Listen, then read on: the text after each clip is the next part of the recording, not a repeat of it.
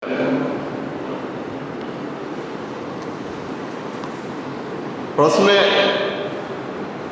করিম সাল্লাল্লাহু আলাইহি ওয়াসাল্লাম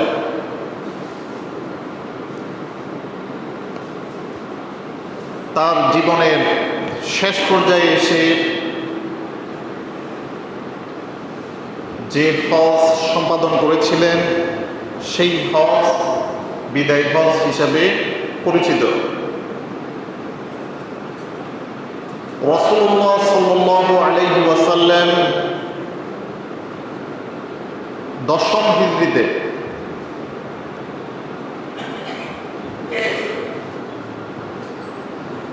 যে হজ সম্পাদন করেন সেই হজ ইসলামের ইতিহাসে বিদায় হজ হিসাবে পরিচিত। রাসূল করিম সাল্লাল্লাহু আলাইহি ওয়াসাল্লাম 9 জিলহজ আরাফাতের জাবালে রহমতে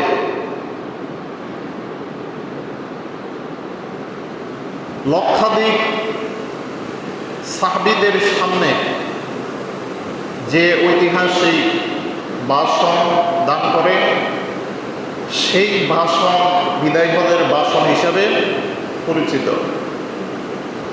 এই ভাষণের মধ্যে মুহাম্মদুর রাসূলুল্লাহ সাল্লাল্লাহু আলাইহি ওয়াসাল্লাম মুসলিম উম্মার করণীয় কি এবং বর্জনীয় কি তথা গোটা বিশ্ব মানবতার সমাধানের পথ বাতলে দিয়েছেন বিশ্ব মানবতার সামনে।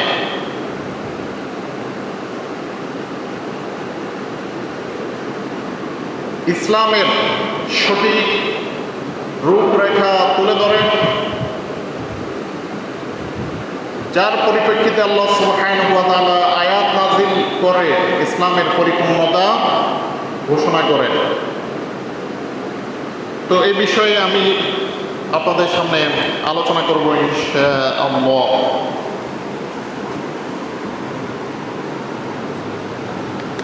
রাসূল করিম সাল্লাল্লাহু আলাইহি ওয়াসাল্লাম তার ভাষণের মধ্যে যে গুরুত্বপূর্ণ যে দিকগুলো নিয়ে আলোচনা করেছেন, যে আমরা স্বল্প সময়ে সেই বিষয়গুলো নিয়ে আলোচনা করার চেষ্টা করব ইনশাআল্লাহ। রাসূলুল্লাহ সাল্লাল্লাহু আলাইহি ওয়াসাল্লাম এই ভাষণের মধ্যে মানুষের জান মাল ইজ্জত সম্মানের উপর সর্বোচ্চ গুরুত্ব দিয়েছেন। রাসূলুল্লাহ সাল্লাল্লাহু আলাইহি ওয়াসাল্লাম বলেছেন, ইন্না দিমাআকুম ওয়া আমওয়ালাকুম হারামুন আলাইকুম কাহুরমাতি ইয়াওমিকুম হাযা ফি শাহরিকুম হাযা ফি বালাদিকুম হাযা। নিশ্চয়ই তোমাদের জান এবং মাল, তোমাদের জানসমূহ এবং মালসমূহ হারামুন আলাইকুম তোমাদের উপর হারাম, কাহুরমাতি ইয়াওমিকুম হাযা এই দিনের হুরমতের মতো, ফি শাহরিকুম হাযা এই মাসের মতো, এই মাসের হুরমতের মতো, এই মাসের সম্মানের মতো, ফি বালাদিকুম হাযা এই সম্মানিত শহরের মতো।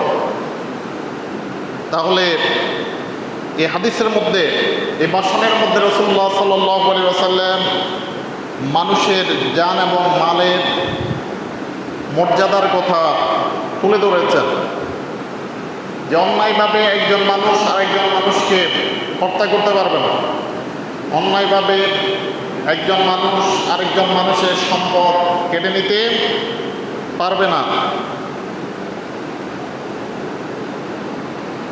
এরপর রাসূলুল্লাহ সাল্লাল্লাহু আলাইহি ওয়াসাল্লাম বলেন, ইয়া আইয়ুহান নাস আইয়ু ইয়াউমিন হাযা। রাসূলুল্লাহ সাল্লাল্লাহু আলাইহি ওয়াসাল্লাম সমবেত জনতাকে উদ্দেশ্য করে বলেছেন, আইয়ু ইয়াউমিন হাযা, যে আজকে কোন দিন। আইয়ু ইয়াউমিন হাযা ক্বালু সমবেত জনতা বলল, ইয়াউমুন হারাম আজকে হচ্ছে সম্মানিত দিন। ক্বালা ফাআইয়ু বালাদিন হাযা এটি কোন শহর? ক্বালু সমবেত জনতা বলল, বালাদুন হারাম এটি হচ্ছে পবিত্র শহর, সম্মানিত, এটি হচ্ছে সম্মানিত নগরী, সম্মানিত শহর।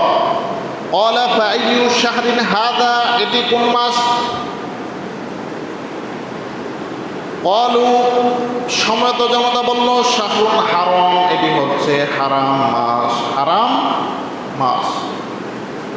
তাহলে কারণ জিলহজ মাসও এটি হারাম মাসের একটি মাস। এরপর রাসূলুল্লাহ সাল্লাল্লাহু আলাইহি ওয়াসাল্লাম বলেছেন, ফাইন্না দিমাআকুম ওয়া আমওয়ালাকুম ওয়া আরাদাকুম আলাইকুম হারাম, নিশ্চয়ই তোমাদের জান এবং মাল এবং তোমাদের ইজ্জত সম্পদ আলাইকুম হারাম, তোমাদের উপর হারাম, তোমাদের উপর হারাম। তাহলে তুমি অন্যায়ভাবে কারো জান মালের উপর, জান মালের ক্ষয়ক্ষতি করতে পারবে না। কারণ একজন মুসলমান আরেকজন মুসলমান থেকে নিরাপদ বোধ করা, এটা হচ্ছে ঈমানের দাবি। তো এরপরে কাহুরমাতি ইয়াউমিকুম হাযা, আজকের দিনের মতো তোমাদের একজনের জানমাল আরেকজনের উপর আজকের দিনের মতো পবিত্র, আজকের দিনের মতো সম্মানিত। ফি বালাদিকুম হাযা, তোমাদের এই শহরের মতো পবিত্র, শহরের মতো সম্মানিত। ফি শাহরিকুম হাযা, যে তোমাদের এই মাসের মতো সম্মানিত। ফাআদাহা মিরারান, রাসূলুল্লাহ সাল্লাল্লাহু আলাইহি ওয়াসাল্লাম বারবার এই কথাটা বলতে লাগলেন। সুম্মা রাফা রাসাহু, এরপরে তার মাথা তুললেন। ফাকালা, রাসূলুল্লাহ সাল্লাল্লাহু আলাইহি ওয়াসাল্লাম বললেন, আল্লাহুম্মা হাল বাল্লাগতু, হে আল্লাহ আমি কি আমার রিসালাতের দায়িত্ব, আমি কি আমার রিসালাতের দায়িত্ব যথাযথভাবে পৌঁছে দিয়েছি? আমি কি আমার উপর তাবলীগের যে দায়িত্ব দিয়েছেন, মানুষের কাছে দ্বীনের প্রচার এবং প্রসারের যে দায়িত্ব দিয়েছেন, সেটি কি আমি পৌঁছে দিতে পেরেছি? হাল বাল্লাগতু, আল্লাহুম্মা হাল বাল্লাগতু, হে আল্লাহ আমি কি পৌঁছাতে পেরেছি? ক্বালা ইবনু আব্বাস, আব্দুল্লাহ ইবনে আব্বাস রাদিয়াল্লাহু তাআলা আনহুমা বললেন, ফাওয়াল্লাযী নাফসি বিয়াদিহি, সেই সত্তার কসম যার হাতে আমার প্রাণ, ইন্নাহা লাওয়াসিয়াতু ইলা উম্মতিহি, এটি ছিল তার উম্মতের জন্য ওসিয়ত, এটি হচ্ছে তার উম্মতের জন্য ওসিয়ত। ফালিয়ুবাল্লিগিশ শাহিদুল গায়বা লা তারজিউ বা'দি কুফারান ইয়াদরিবু বা'দুকুম লিকাবা বা'দ, তোমাদের মধ্যে ফালিয়ুবাল্লিগিশ শাহিদু ওয়াল গায়বা, যে উপস্থিত আছে সে যেন অনুপস্থিত যে আছে তার কাছে পৌঁছে দেয়। ফালিয়ুবাল্লিগিশ শাহিদু, উপস্থিত যারা আজকে উপস্থিত আছে তারা যেন যারা অনুপস্থিত আছে তাদের কাছে সে দিনের সে পয়গাম পৌঁছে দেয়। আর তোমরা একে অন্যকে হত্যা করার মাধ্যমে তোমরা কুফরিতে তোমরা ফিরে যেও না, তোমরা কুফরিতে ফিরে যেও না। দ্বীনের উপর তোমরা অটল অবিচল থাকবে, ইসলামের উপর তোমরা অটল অবিচল থাকবে। ইসলাম থেকে তোমরা, দ্বীন থেকে তোমরা কখনো বিচ্যুত হবে না। তাহলে সকল মুসলমানদের জন্য রাসূলুল্লাহ সাল্লাল্লাহু আলাইহি ওয়াসাল্লাম এই ওসিয়ত করেছেন। রাসূলুল্লাহ সাল্লাল্লাহু আলাইহি ওয়াসাল্লাম তার জীবনের সর্বশেষ ভাষণে যে উম্মতের জন্য সবচেয়ে গুরুত্বপূর্ণ বিষয়ে নির্দেশনা দিয়েছেন। তো এখান থেকে তো সেখানে মুসলমানরা কি ঐক্যবদ্ধ ছিল নাকি মুসলমানরা বিভক্ত ছিল? বলেন। আরাফাতের ময়দানে মুসলমানরা এক কালেমা পতাকা দলে লা ইলাহা ইল্লাল্লাহ এই কালিমার জান্নাত দলে ঐক্যবদ্ধ ছিল নাকি বিভক্ত ছিল? বলেন, ঐক্যবদ্ধ ছিল কিনা? মুসলমানের মুসলমান ছাড়া আর কোনো পরিচয় ছিল? যে মুসলমান সে মুসলমান এবং সে এক নবীর উম্মত, তার জীবন বিধান হচ্ছে আল কোরআন, তার সংবিধান হচ্ছে আল কোরআন, তার জীবন বিধান হচ্ছে ইসলাম। এই কথা স্বীকার করে সকল মুসলমান সেদিন ঐক্যবদ্ধ ছিল। এই ঐক্যবদ্ধ থাকার কারণে মুসলমানদের শক্তিও ছিল, ঠিক কিনা? মুসলমানদেরকে তামাম দুনিয়া ভয় পেত, তামাম দুনিয়ার মানুষ মুসলমানদেরকে সমীহ করত। তো আজকে মুসলমানরা দুর্বল নাকি সবল? দুর্বল। মুসলমানরা স্বাভাবিকভাবে দুর্বল অবস্থায় আছে। তো এই দুর্বলতার কারণ কি? ওই যে আরাফাতের ময়দানে মুসলমানরা যেভাবে ঐক্যবদ্ধ ছিল, এক কালিমার ঝান্ডা তোলে, লা ইলাহা ইল্লাল্লাহ, এই কালিমার ঝান্ডা তোলে, মুহাম্মাদুর রাসূলুল্লাহ, এই কালিমার ঝান্ডা তোলে তারা আবদ্ধ ছিল, ঠিক কিনা? আর আজকে তারা ঐক্যবদ্ধ না থাকার কারণে তাদের উপর লাঞ্ছনা বঞ্চনা নেমে এসেছে, ঠিক কিনা? আবার মুসলমানরা যদি ঐক্যবদ্ধ হয়, তামাম পৃথিবীর মুসলমানরা যদি ঐক্যবদ্ধ হয়ে যদি এক আওয়াজ তুলে সারা পৃথিবীতে লা ইলাহা ইল্লাল্লাহ মুহাম্মাদুর রাসূলুল্লাহ, এই কালিমার আওয়াজ তুললে সারা পৃথিবীতে ইসলামী জাগরণ সৃষ্টি হবে ইনশাআল্লাহ। বলেন, এই কালিমা বুঝে আওয়াজ তুলতে হবে। বেশিরভাগ মুসলমান এই কালিমা বুঝে না, যেমন মনে করে লা ইলাহা ইল্লাল্লাহ মুহাম্মাদুর রাসূলুল্লাহ আমি তো পড়ে ফেলছি, কিন্তু লা ইলাহা ইল্লাল্লাহ কি, মুহাম্মাদুর রাসূলুল্লাহ কি, এটা অধিকাংশ মুসলমান ভালোভাবে কি সেটা বুঝে না।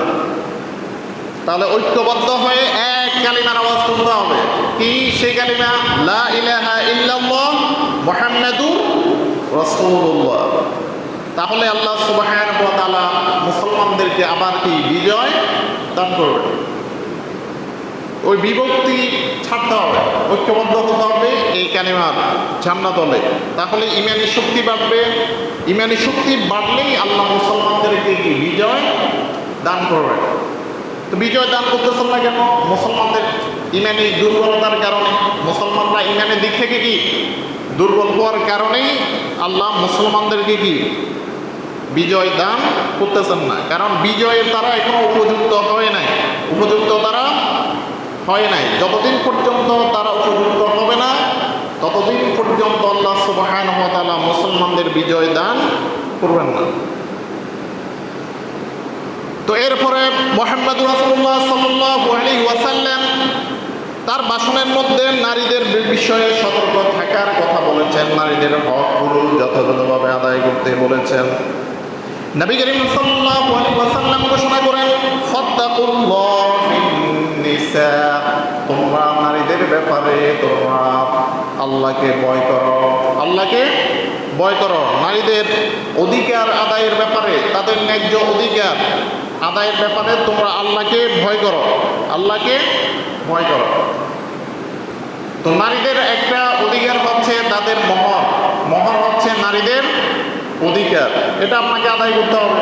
আপনি যদি বিয়ের সময় আপনার যদি সবগুলো একসাথে দেওয়ার যদি অ্যাবিলিটি না থাকে, পরে হলেও মরার আগে হলেও আপনাকে তা আদায় করতে হবে, ঠিক কিনা?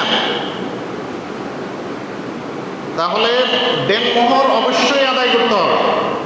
দেনমোহরের মাধ্যমে আপনার জন্য আপনার স্ত্রী হালাল হয়েছে, এই মোহরের মাধ্যমে। কিসের মাধ্যমে? মোহরের মাধ্যমে। এটা আপনাকে আদায় করতে হবে এবং আদায়ের মানসিকতা আপনার মধ্যে কি থাকতে হবে। আপনি অল্প অল্প করে হলেও আপনি সেটা আদায় করে দিবেন। তবে আমরা মুসলমানরা বেশিরভাগ কি দেনমোহর আদায়ের ব্যাপারে কোনো চিন্তা ভাবনাই আমাদের থাকে না, ঠিক কিনা? তো আপনি যদি দেনমোহর আদায় না করেন, আপনার স্ত্রীর বৈধতা কি থাকবে না, বৈধতা থাকবে না। তো এই বিষয়ে সবাই গুরুত্ব দিবেন। যারা মোহর আদায় করেছেন আলহামদুলিল্লাহ, আর যারা এখনো আদায় করেন নাই তারা আদায়ের জন্য তারা এখন থেকে শুরু করেন, চিন্তা ভাবনা শুরু করেন। অবশ্যই দেনমোহর আদায় করতে হবে, না হলে আপনার স্ত্রী আপনার জন্য বৈধ হবে না, বৈধ হবে না। কিয়ামতের দিন আপনি ব্যভিচারকারী হিসেবে আপনি আল্লাহর দরবারে উঠবেন। তো আল্লাহ সুবহানাহু ওয়া তাআলা বলেছেন, ফাত্তাকুল্লাহ ফিন নিসা, তোমরা নারীদের ব্যাপারে আল্লাহকে ভয় করো। ফাইন্নাকুম আখাযতুমুহুন্না বিআমানিল্লাহ, তোমরা নারীদেরকে তোমরা গ্রহণ করেছো আল্লাহর আমানত হিসাবে, ওয়াস্তাহলালতুম ফুরুজাহুম, তাদের লজ্জাস্থান তোমরা বৈধ করে নিয়েছো, বৈধ করেছ, ওয়াস্তাহলালতুম ফুরুজাহুন্না বিকালিমাতিল্লাহ, আল্লাহর কালিমার মাধ্যমে, আল্লাহর বিধানের মাধ্যমে, বিধানের মাধ্যমে তোমরা হালাল করে নিয়েছো। ওয়ালাকুম আলাইহিন্না আল্লা ইউতিনা ফুরুশাকুম আহাদান তাকরাহুনাহু, আর নারীদের উপর তোমাদের অধিকার হচ্ছে তারা তোমাদের বিছানায় এমন কাউকে জায়গা দিবে না যাদেরকে তোমরা কি অপছন্দ করো। নারীরা তোমাদের বিছানায় এমন কাউকে জায়গা দিবে না। তাহলে এটা নারীর উপর তার স্বামীর হক, তার স্বামীর হক। তো এটা নারীদেরকে রক্ষা করতে হবে, নারীদেরকে রক্ষা করতে হবে। তো নারীর এরকম করা যাবে না স্বামী বিদেশ থাকে আর সে পুরুষের সাথে কি বিভিন্ন জায়গায় ঘুরে, এরকম নারীও আছে কি না? আছে না? স্বামী বিদেশ পরিশ্রম করতেছে তাদের জন্য, সংসারের জন্য, আর সে পরপুরুষ নিয়ে ঘুরতেছে, ঠিক কিনা? এরকম যাতে না হয়, এরকম যাতে না হয়। ফাইন ফাআলনা যালিকা ফাদরিবুহুন্না দারবান গায়রা মুবাররাহ, যদি তারা এরকম কোনো কাজ করে তাহলে তাদেরকে হালকা প্রহার করো, হালকা প্রহার করো। ওয়ালাহুন্না আলাইকুম রিজকুহুন্না ওয়া কিসওয়াতুহুন্না, আর তোমাদের উপর তাদের অধিকার হচ্ছে তাদের খোরপোশের ব্যবস্থা করা, তাদের খানা পিনা, তাদের ভরণ পোষণের ব্যবস্থা করা। তোমাদের উপর তাদের অধিকার, নারীদের অধিকার হচ্ছে তাদের ভরণ পোষণের ব্যবস্থা করা, তাদের রিজিকের ব্যবস্থা করা, তাদের এরপর পোশাক পরিচ্ছদের ব্যবস্থা করা, বিল মা'রুফ, ন্যায়সঙ্গতভাবে, ন্যায়সঙ্গতভাবে। আল্লাহ সুবহানাহু ওয়া তাআলা বলেছেন ওয়া'শিরুহুন্না বিল মা'রুফ, তোমরা স্ত্রীদের সাথে ন্যায়সঙ্গত তোমরা মুআমালাত করো, মুবাশারা করো, ন্যায়সঙ্গত তোমরা আচরণ করো। তো নারীদের ব্যাপারে রাসূলুল্লাহ সাল্লাল্লাহু আলাইহি ওয়াসাল্লাম গুরুত্ব আরোপ করেছেন, কারণ জাহেলি যুগে নারীদের কোনো গুরুত্ব ছিল না। ছিল নারীদেরকে, কন্যা সন্তানকে জীবন্ত প্রথিত করা হতো সে জাহেলি যুগে। নারীরা ছিল অবহেলিত। পৃথিবীর ইতিহাসে নারীর মর্যাদা প্রতিষ্ঠিত করেছে একমাত্র ইসলাম। পৃথিবীর ইতিহাসে নারীর যথাযথ মর্যাদা প্রতিষ্ঠিত করেছে ইসলাম। ইসলাম নিয়ে পড়লে সেটা স্পষ্ট হয়ে যাবে। পৃথিবীর ইতিহাসে নারীদের কোনো মর্যাদা ছিল না, তার অধিকার ছিল না।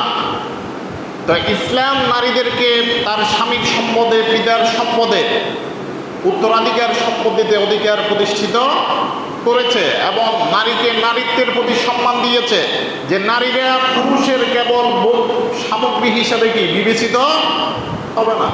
নারীদের মানুষ হিসাবে তাদের নিজস্ব সত্তা আছে, নিজস্ব স্বকীয়তা আছে, তাদের আত্মমর্যাদা আছে। এই মর্যাদা প্রতিষ্ঠিত করেছে ইসলাম। একমাত্র ইসলামই নারীদের যথাযথ মর্যাদা প্রতিষ্ঠিত করেছে। তো এরপরে রাসূলুল্লাহ সাল্লাল্লাহু আলাইহি ওয়াসাল্লাম জাহিলি যুগের যত কুসংস্কার আছে সবগুলো বাতিল ঘোষণা করেন। যত প্রকারের কুসংস্কার আছে সবগুলো কি বাতিল। যত প্রথা আছে, যত জাহিলি প্রথা আছে সবগুলো রাসূলুল্লাহ সাল্লাল্লাহু আলাইহি ওয়াসাল্লাম বাতিল ঘোষণা করেন।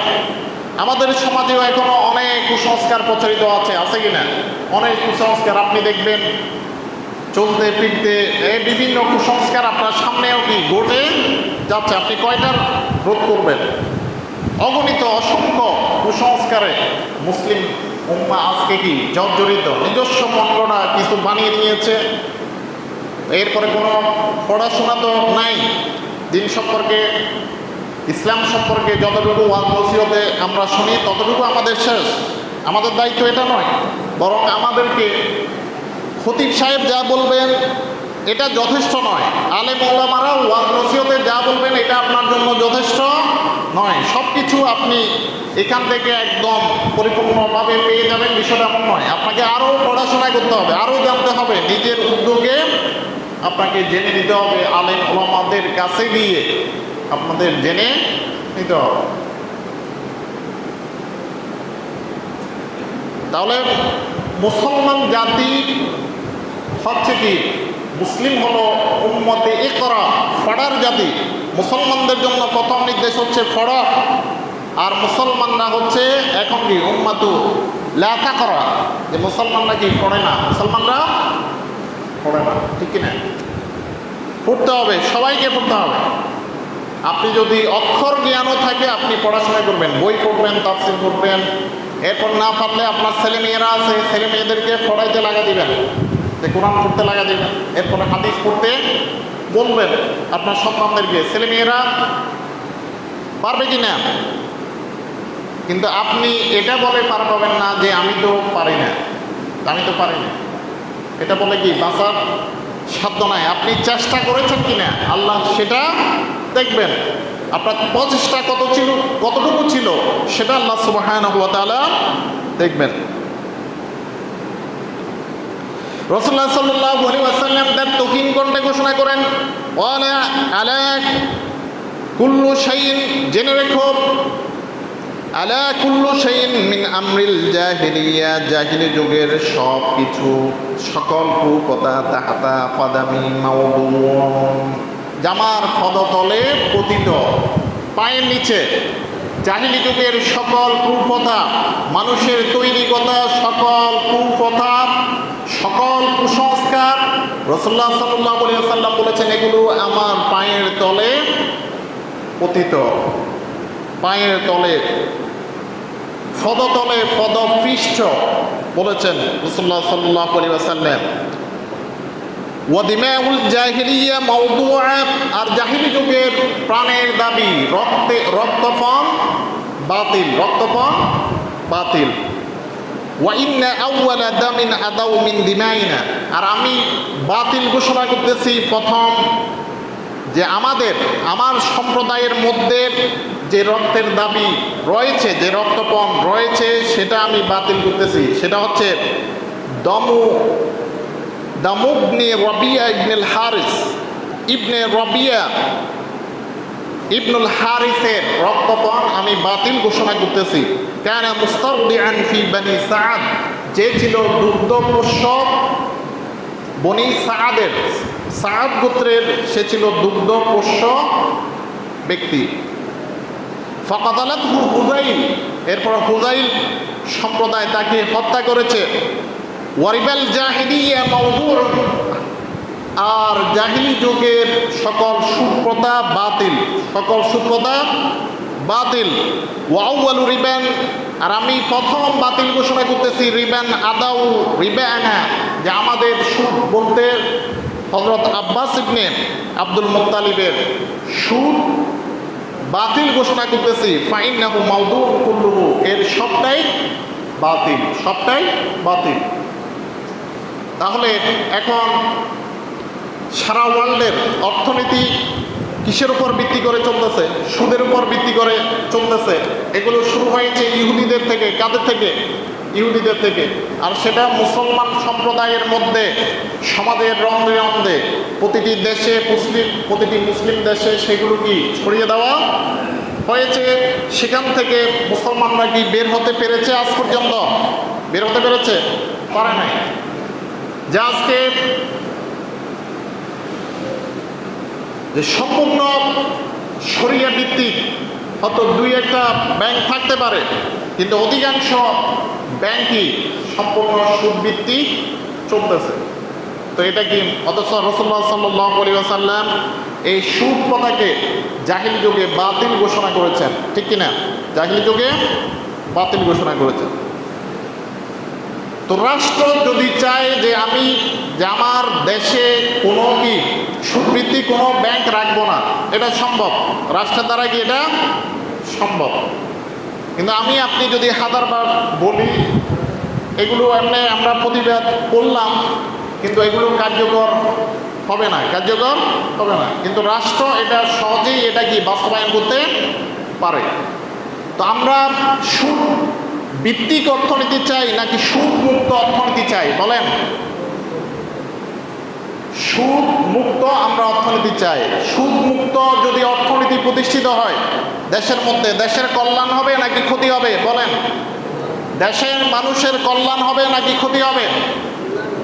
কল্যাণ হবে।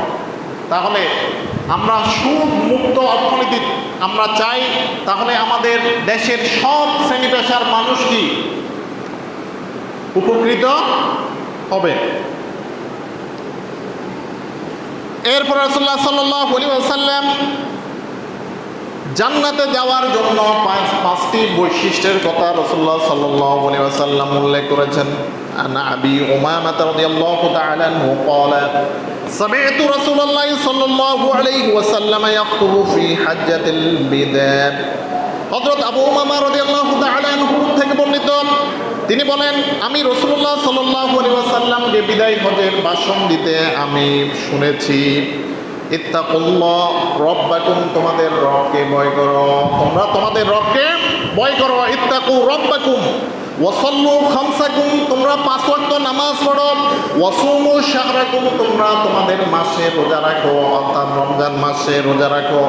ওয়াতু যাকাত আমওয়ালিকুম, তোমরা তোমাদের সম্পদের যাকাত তোমরা প্রদান করো। ওয়াতিউ যা আমরিকুম, এবং তোমাদের মধ্যে যারা মুসলমান নেতৃবর্গ রয়েছেন, মুসলমান শাসক রয়েছে, তাদের তোমরা আনুগত্য করো। তাদখুলুল জান্নাতা রাব্বাকুম, তোমরা আল্লাহর জান্নাতে প্রবেশ করো, তোমরা তোমাদের রবের জান্নাতে প্রবেশ করো। তাহলে এই 5টি বৈশিষ্ট্য রাসূলুল্লাহ সাল্লাল্লাহু আলাইহি ওয়াসাল্লাম বিদায় হজের ভাষণে রাসূলুল্লাহ সাল্লাল্লাহু আলাইহি ওয়াসাল্লাম এই 5টি বৈশিষ্ট্যের কথা বলেছেন। 1 নম্বর বৈশিষ্ট্য কি বলেছেন? ইত্তাকুল্লাহ, তোমরা আল্লাহকে ভয় করো। কাকে ভয় করো? আল্লাহকে ভয় করো। এরপরে 5 ওয়াক্ত নামাজ আদায় করো। তো আজকে আমাদের সব মুসলমান যারা মুসলমান নাম নিয়ে চলে সমাজে, তারা সবাই নামাজি হয়েছে বলেন? সবাই কি নামাজি হয়েছে? নামাজি হয় নাই।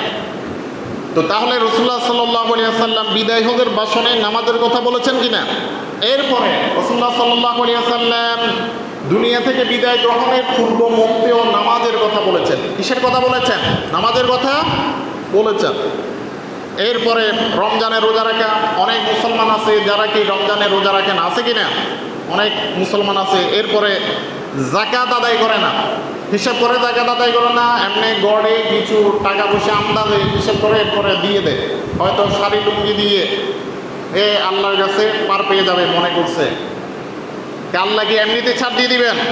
তাহলে লেনদেন হচ্ছে কার সাথে? আল্লাহর সাথে। আল্লাহকে কি আপনি ঠকাতে পারবেন? আল্লাহর সাথে কি যেভাবে সেভাবে লেনদেন করা যাবে?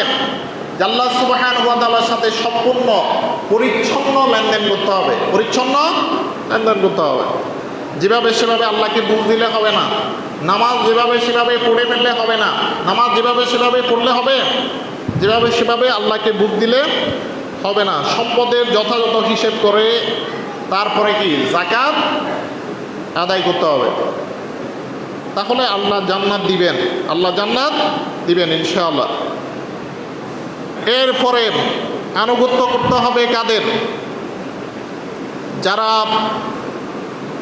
মুসলমানদের শাসক যারা নির্বাচিত হবে, যারা ইসলামী শরিয়া ভিত্তিক রাষ্ট্র পরিচালিত করবে, ইসলামী শরিয়া ভিত্তিক কোরআন এবং সুন্নাহ মোতাবেক যারা রাষ্ট্র পরিচালনা করে, ওই সমস্ত শাসকদের ব্যাপারে রাসূলুল্লাহ সাল্লাল্লাহু আলাইহি ওয়াসাল্লাম বলেছেন, ওয়ালাউ ইসতুমিলা আলাইকুম আবদুন ইয়াকুদুকুম বিকিতাবিল্লাহ ফাসমাউ লাহু ওয়া আতিউ, যদি তোমাদের উপর কোনো গোলামকে যদি শাসনকর্তা নির্বাচিত করা হয়, শাসক হিসেবে যদি নির্বাচিত করা হয়, ইয়াকুদুকুম, তোমাদেরকে যদি সে আল্লাহর কিতাব অনুযায়ী যদি সে পরিচালনা করে, ফাসমাউ লাহু, তখন তার কথা তোমরা শুনবে, ওয়া আতিউ, তার আনুগত্য করবে।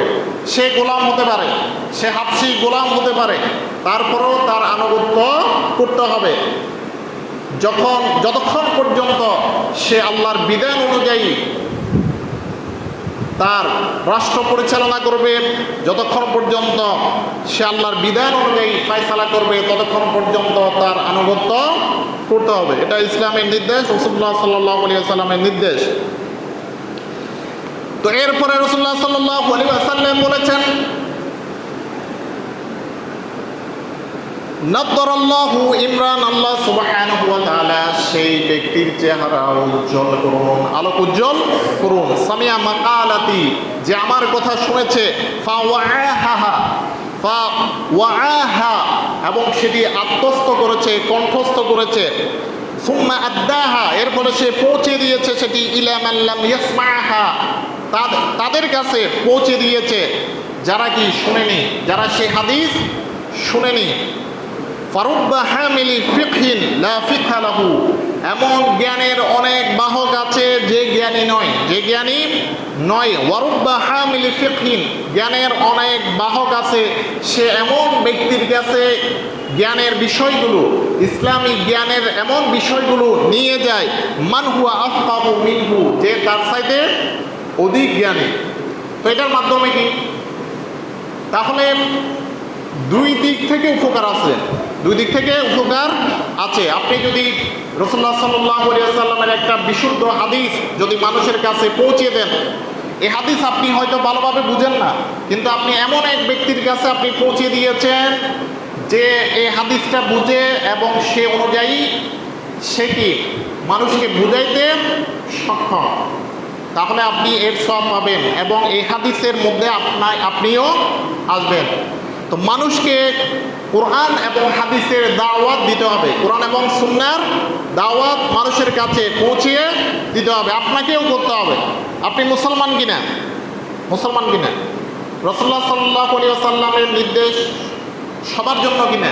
রাসূলুল্লাহ সাল্লাল্লাহু আলাইহি ওয়াসাল্লাম বলেছেন, বাল্লিগু আন্নি ওয়ালাউ আয়া, যে আমার পক্ষ থেকে একটি আয়াত হলেও পৌঁছিয়ে দাও। এ দায়িত্ব সবাইকে পালন করতে হবে, সবাইকে পালন করতে হবে। সবার ঘরে কোরআন, কোরআনের তাফসীর, রাসূলের হাদিস, এরপরে এই ইসলামের যে বড় বড় ওলামায়ে কেরাম যারা আছেন তাদের বই পুস্তক ঘরে রেখে অধ্যয়ন করতে হবে, ইসলাম সম্পর্কে জানতে হবে। তাহলে আপনি ইসলামের সঠিক বিষয়গুলো আপনি কি বুঝতে পারবেন।